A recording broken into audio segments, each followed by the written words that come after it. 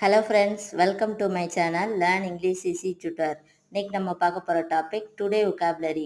வாங்க வீடியோக்குள்ளே போகலாம். வீடியோக்குள்ளே போகிறதுக்கு முன்னாடி மறக்காம நம்ம சேனலை சப்ஸ்கிரைப் பண்ணிக்கோங்க. நீதித்துறை நடவடிக்கை, இதை எப்படி சொல்லலாம்? Judicial proceeding. Judicial proceeding.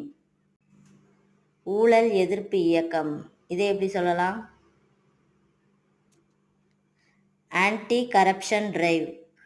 Anti corruption drive. சர்வதேச ஒத்துழைப்பு, இதை எப்படி சொல்லலாம்?